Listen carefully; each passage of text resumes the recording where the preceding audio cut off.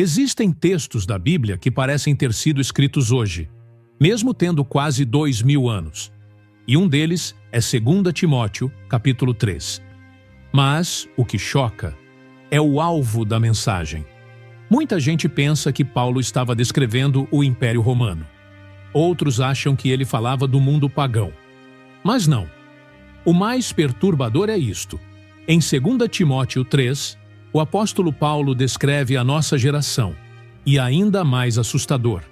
Ele está falando de pessoas religiosas dos últimos dias, não de ateus. Ele fala de uma forma de cristianismo com aparência externa, linguagem espiritual, mas sem poder, sem transformação e sem temor de Deus. E se você acha isso exagero, espere até ver o que ele realmente lista como sinais do fim. Porque o capítulo inteiro não soa como um texto antigo. Soa como um raio-x assustador da cultura moderna e talvez até da sua própria vida. Mas antes de continuar, comente abaixo. Eu vivo o verdadeiro cristianismo. Esse simples ato pode reafirmar sua fé. Feche os olhos por um instante e imagine que alguém estivesse descrevendo, com precisão cirúrgica, os comportamentos mais comuns da nossa sociedade atual. A arrogância, o egoísmo, a busca por prazer acima de tudo, a falta de gratidão, a traição. Agora imagine que essa descrição foi escrita quase 2 milênios atrás. Isso é exatamente o que acontece em 2 Timóteo, capítulo 3. Mas o que poucos percebem, e isso muda tudo, é para quem Paulo escreveu essas palavras. Não era sobre o Império Romano. Não era sobre os gregos, ou sobre os pagãos que adoravam deuses falsos. Paulo estava olhando além do seu tempo e descrevendo os últimos dias.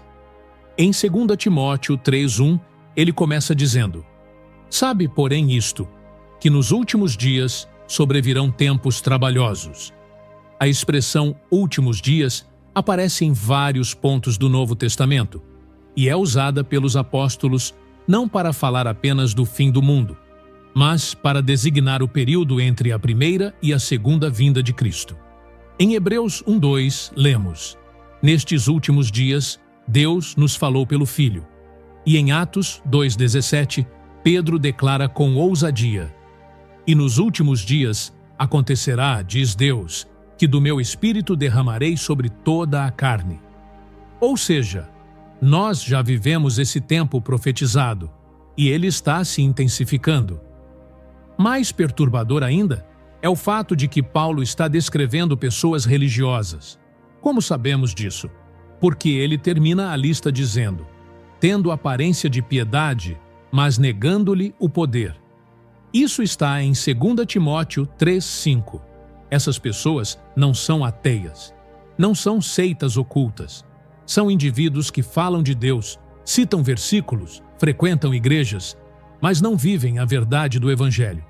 Isso deveria causar um calafrio em qualquer um de nós, porque essa descrição não está falando apenas de outros, ela pode estar falando de mim e de você. E a pergunta que não quer calar é: como Paulo identificou que esses seriam os sinais do fim? O que ele começa revelando? Parece inofensivo, mas é muito mais grave do que imaginamos. Em 2 Timóteo 3:2, Paulo começa sua lista com uma frase que hoje soaria quase como uma virtude: porque haverá homens amantes de si mesmos. Mas repare, esse é o primeiro sinal que ele menciona sobre os últimos dias. E isso é muito mais grave do que parece. Vivemos numa era em que o amor próprio é celebrado em cada esquina. Frases como ame-se acima de tudo, seja sua maior prioridade, ninguém é mais importante que você, inundam as redes sociais, palestras motivacionais e até púlpitos, mas Paulo chama isso de decadência espiritual. Não é força, não é autoestima, é idolatria do eu. Quando o eu se torna Deus, Deus se torna opcional. Esse é o coração do problema. O culto ao próprio valor, quando exagerado, se torna uma negação da dependência de Deus. O homem se torna o centro, e não mais o Senhor. O que Paulo denuncia é um narcisismo espiritual disfarçado de empoderamento. E a consequência é devastadora. Se eu sou o centro, então minha vontade está acima da verdade. Meu sentimento vale mais que a palavra. Minha experiência pessoal invalida qualquer confronto. E isso tem gerado uma fé frágil, subjetiva e sem arrependimento. Um cristianismo centrado no conforto, não na cruz. Agora pense comigo. Por que Paulo começa justamente com essa frase? Amantes de si mesmos. Porque ela é a raiz de todo o resto. Se eu amo a mim mesmo acima de tudo, então eu também sou mais propenso a amar o dinheiro, a ser arrogante, desobediente, ingrato, traidor. Tudo nasce da inversão do amor. Em Mateus 22, 37 a 39, Jesus deixou claro: amarás o Senhor teu Deus de todo o teu coração, e amarás o teu próximo como a ti mesmo. Veja a ordem: Deus, depois o próximo, depois você. Quando essa ordem é invertida, tudo se corrompe. Mas o que Paulo revela em seguida mostra que não é só uma crise de identidade, é uma rejeição consciente da verdade. Em 2 Timóteo 3,7, Paulo descreve um dos sintomas mais sutis e perigosos da apostasia nos últimos dias, que aprendem sempre e nunca podem chegar ao conhecimento da verdade. Pessoas assim não são ignorantes. Elas estão sempre ouvindo algo novo, sempre em busca de informação, sempre consumindo conteúdo. Elas têm acesso à Bíblia, a sermões, a estudos, a pregações, mas nunca chegam ao conhecimento da verdade. Por quê? Porque o problema não está na falta de dados, mas na rejeição do arrependimento. Elas não querem ser confrontadas, não querem ser transformadas, querem acumular palavras, mas não carregar a cruz. Querem inspiração, mas rejeitam a rendição. Vivemos exatamente esse tempo. Nunca tivemos tanta gente aprendendo sobre espiritualidade, mas, ao mesmo tempo, nunca vimos tanto relativismo. A minha verdade, o meu jeito de crer, o que Deus falou só comigo. Frases como essas mostram que a verdade deixou de ser uma pessoa, Cristo, e virou uma sensação subjetiva. Paulo antecipa esse cenário de forma assustadora. Em 2 Timóteo 4, 3 e 4, ele adverte: porque virá tempo em que não suportarão a sã doutrina, mas, tendo comichão nos ouvidos, amontoarão para si doutores conforme as suas próprias concupiscências, e desviarão os ouvidos da verdade, voltando às fábulas. Eles não querem doutrina, querem afirmação. Não querem ser curados, querem ser consolados em sua doença espiritual. E para isso, escolhem mestres que digam o que elas querem ouvir, não o que Deus quer falar. Agora, pense nisso com seriedade. Quantas vezes você já viu pessoas buscando conselhos, mas rejeitando qualquer resposta que contrarie seus desejos? Quantas vezes você mesmo já procurou uma palavra e ignorou justamente aquela que te desafiava a mudar? Paulo não está descrevendo ateus nem intelectuais céticos. Ele está falando de gente religiosa que ouve, lê, busca, mas não suporta a verdade quando ela fere o ego. E o que ele revela em seguida vai ainda mais fundo. Não se trata apenas de rejeitar a verdade, mas de fingir viver uma fé que nem existe. Em 2 Timóteo 3,5, Paulo escreve algo que, para muitos, deveria soar como um grito de alerta. Tendo aparência de piedade, mas negando-lhe o poder. Destes, afasta-te. Essas palavras não descrevem o mundo fora da igreja. Descrevem um tipo de fé que parece autêntica, mas está morta por dentro. Uma religiosidade de fachada. Uma espiritualidade sem raiz. Gente que ora, mas não se humilha. Que canta, mas não se entrega. Que prega, mas não obedece. Paulo está falando de um cristianismo sem cruz, sem arrependimento, sem transformação.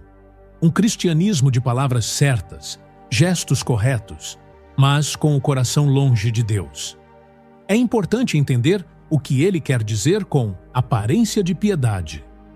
A palavra usada no original grego se refere a uma forma externa, como uma máscara ou uma encenação. Não é um erro sincero, é uma atuação consciente. E mais grave ainda, essas pessoas negam o poder de Deus, não com palavras diretas, mas com uma vida que não reflete o reino. Falam de graça, mas vivem em pecado. Falam de fé, mas não confiam. Falam de Deus, mas decidem como se fossem seus próprios deuses. E sabe o que é mais assustador? A maioria não percebe, porque a aparência é convincente. Os gestos religiosos funcionam como uma armadura, mas por dentro está tudo seco, frio, vazio. Jesus já havia alertado sobre isso. Em Mateus 15:8, ele diz: "Este povo honra-me com os lábios, mas o seu coração está longe de mim." E em Tito 1,16, Paulo reforça: "Confessam que conhecem a Deus, mas negam-no com as obras." A piedade verdadeira não está em frases bonitas, nem em um vocabulário espiritual. Ela está em uma vida quebrantada, moldada pela obediência e sustentada pelo Espírito. Onde há poder, há transformação. Onde não há transformação, há apenas teatro. Mas Paulo ainda não terminou. A lista continua. E o que ele revela em seguida é tão detalhado que parece ter sido escrito depois de abrir o Instagram e assistir o noticiário. Em 2 Timóteo 3:2-4, Paulo faz uma lista que, se fosse lida sem referência, poderia ser confundida com uma análise sociológica ou uma reportagem sobre a decadência moral do nosso tempo. Ele escreve: "Porque haverá homens amantes de si mesmos, avarentos, presunçosos, soberbos, blasfemos, desobedientes a pais e mães, ingratos, profanos, sem afeto natural, irreconciliáveis, caluniadores, incontinentes, cruéis, sem amor para com os bons, traidores, obstinados, orgulhosos, mais amigos dos deleites do que amigos de Deus." Olhe de novo para essa lista. Agora, pense em tudo que vemos diariamente. Redes sociais lotadas de ostentação e vaidade. Crianças desafiando os pais como se fossem inimigos. Pornografia, violência, zombaria da fé. Tudo isso se encaixa com assustadora precisão. Isso não é linguagem simbólica, não é metáfora. É um raio-x direto da alma de uma geração. Paulo começa com amantes de si mesmos, já falamos disso. Mas logo em seguida vem avarentos, ou seja, escravos do dinheiro, de conquistas, de status. Depois, presunçosos e soberbos, pessoas cheias de si, arrogantes, que zombam da sabedoria dos outros. Depois vem blasfemos, não apenas xingamentos, mas gente que trata o sagrado com desprezo. Logo em seguida, desobedientes a pais e mães, algo cada vez mais comum, não só entre adolescentes, mas adultos que rejeitam honra, rejeitam autoridade. Seguindo vem ingratos e profanos, uma geração que perdeu o senso de reverência, que não reconhece nada como santo, que pisa sobre tudo que é puro. E então, ele atinge o coração emocional da crise. Sem afeto natural, irreconciliáveis. A frieza nos relacionamentos, o individualismo extremo, o desprezo por vínculos verdadeiros. Quantos lares destruídos por egoísmo? Quantas amizades perdidas por orgulho? É o que mais vemos hoje. Mas Paulo continua. Caluniadores, incontinentes, cruéis. Veja, não é só fraqueza humana, é uma brutalidade crescente, falta de autocontrole, prazer em ferir, cultura do cancelamento, ataques sem misericórdia. Depois, sem amor para com os bons. Vivemos um tempo em que o certo virou errado e o errado virou moda. Gente piedosa é zombada, gente perversa é celebrada. E, finalmente, traidores, obstinados, orgulhosos, mais amigos dos deleites do que amigos de Deus. Essa é uma das frases mais fortes da Bíblia. Mais amigos dos prazeres do que de Deus. Prazer acima da obediência. Emoção acima da verdade. É o resumo do nosso tempo. Agora, pare e pense. Isso tudo foi escrito há quase 2000 anos. Paulo não tinha internet, não conhecia reality shows, redes sociais, influencers, cultura do entretenimento. E mesmo assim, descreveu com perfeição o padrão moral de 2024, 2025, 2026. Isso não é uma previsão genérica. Não é como o horóscopo, que se aplica a qualquer um. É um diagnóstico profético, inspirado por Deus, com alvos específicos. E o mais perturbador, Paulo está falando de pessoas que se consideram espirituais. O que ele faz aqui não é só listar comportamentos, é mostrar que o molde espiritual da sociedade foi corrompido. A cultura deixou de ser neutra. O certo e o errado foram trocados, e a igreja, muitas vezes, está tentando se adaptar a esse molde, em vez de confrontá-lo. Mas o que fazer diante disso? Paulo responde, e sua instrução final pode ser a diferença entre apostasia e fidelidade. Para finalizar, é preciso lembrar que Paulo não escreveu esse alerta para gerar pânico, mas para despertar discernimento. Depois de descrever o cenário dos últimos dias, ele dá a orientação mais importante.